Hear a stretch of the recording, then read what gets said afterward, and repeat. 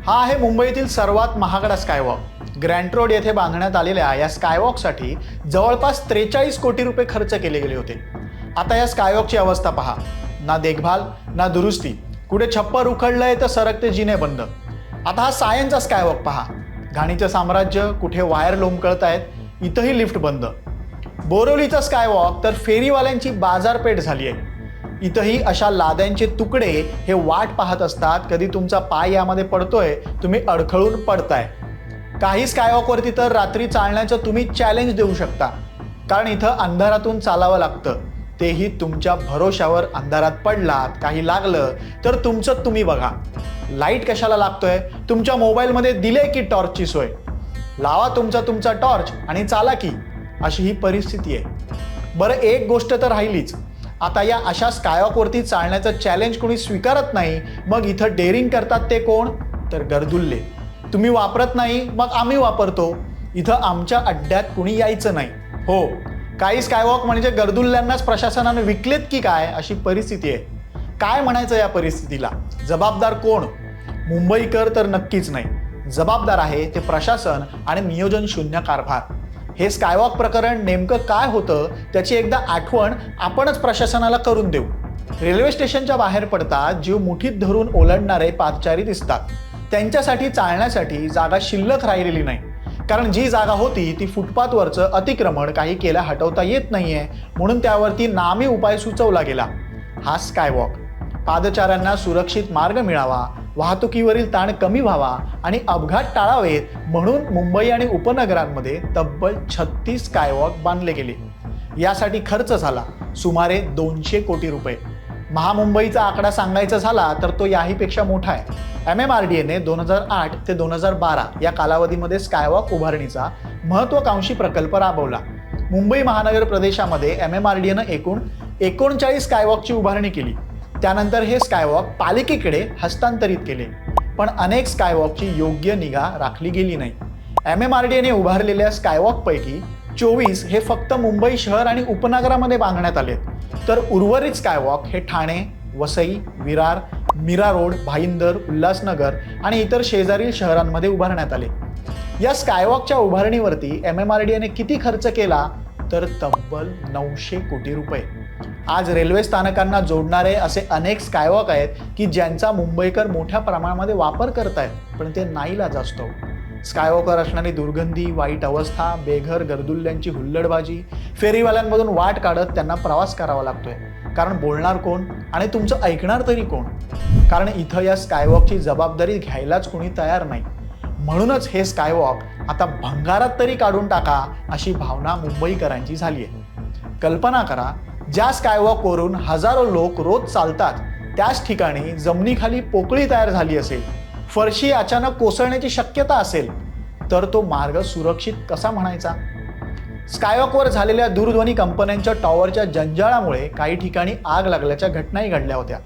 आजही अनेक स्कायवॉकवरती आपल्याला अशा दूरध्वनी कंपन्यांचे मोठमोठ्याले बॉक्स आणि वायरचं जंजाळ दिसून येतं। एक गोष्ट लक्षात घ्यायला हवी की एकीकडे दुरवस्था असली तरी मुंबईतील मुसळधार पावसामध्ये रस्त्यावरील पाणी आणि वाहतूक कोंडीतून वाचण्यासाठी अनेक नागरिक अजूनही नाईलाजाने का होईना या स्कायवॉकचा वापर करतात। त्यामुळे हे स्कायवॉक पादचाऱ्यांसाठी अत्यंत गरजेचे आहेत, पण त्याचा वापर फक्त चालण्यासाठीच व्हायला हवा आणि त्याची योग्य ती निगा राखली जावी, एवढीच तर मुंबईकरांची माफक अपेक्षा आहे। मग त्यात चुकीचं काय? मान्य आहे की स्कायवॉकवरती पानाच्या आणि गुटखाच्या पिचकाऱ्या मारून परिसर विद्रूप केलेला पाहायला मिळतो, त्यामुळे नागरिकांनीही नियमांचं पालन करणं गरजेचं आहे। पण अशा जबाबदारीची जाणीव नसणाऱ्या काही फुटकळ बेजबाबदारमुळे इतर हजारो नागरिकांची गैरसोय होते। यामुळे अशा पिचकारी बहादर थोर महापुरुषांचा यथेच्छ सन्मान प्रशासनाला आपल्या पातळीवरती तिथल्या तिथे करता येऊच शकेल की?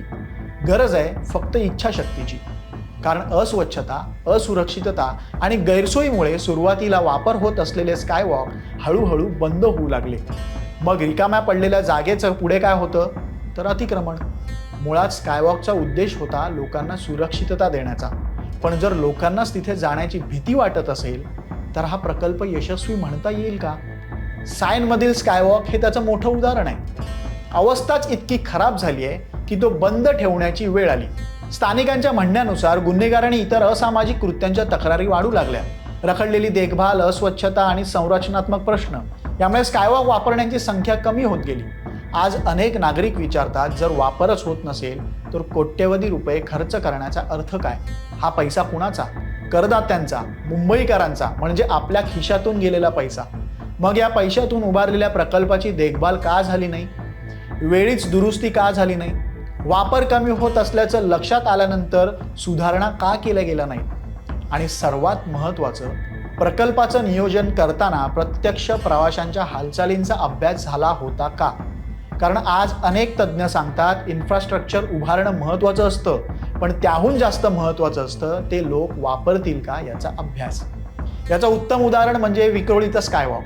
विक्रोळी पूर्व पश्चिम उड्डाणपुलासाठी आता स्कायवॉकचा अर्धा भाग पाडून टाकण्यात आलाय.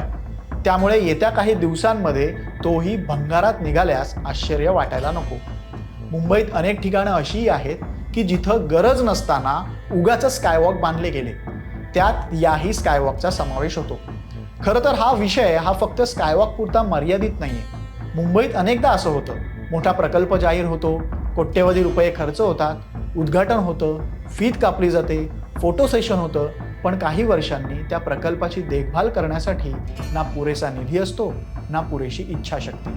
आणि मग एकेकाळी विकासाचं प्रतीक मानलेली रचना हळूहळू भंगारात बदलत जाते. स्कायवॉकची आजची अवस्था त्याच मानसिकतेची साक्ष देते. मुंबईकरांना स्कायवॉक नको आहेत असं नाही, उलट सुरक्षित पादचारी मार्गांची गरज आजही आहे. पण फक्त पूल बांधून विकास होत नाही, त्याची देखभाल, स्वच्छता, सुरक्षा आणि उपयुक्तता यांचीही जबाबदारी घ्यावी लागते.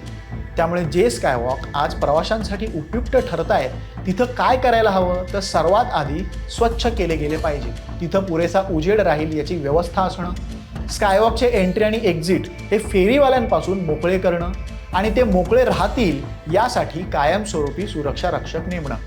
असं केलं तरच स्कायवॉक खऱ्या अर्थानं आपल्या नावाला जागल्यासारखा होईल आणि मुंबईकरांचं चालणं सुखकर होईल. कारण हा प्रश्न आहे करदात्यांच्या पैशाचा, प्रश्न आहे जबाबदारीचा, प्रश्न आहे विकासाच्या नावाखाली उभारलेल्या प्रकल्पांचं पुढे काय होतं याचा.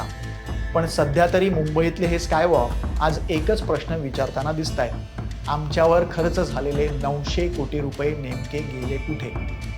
तुम्हाला मुंबईतील स्कायवॉकच्या सध्याच्या या परिस्थितीबद्दल काय वाटतं? याला जबाबदार कोण आणि काय करायला हवं? तुमचं मत जरूर कमेंटमध्ये सांगा.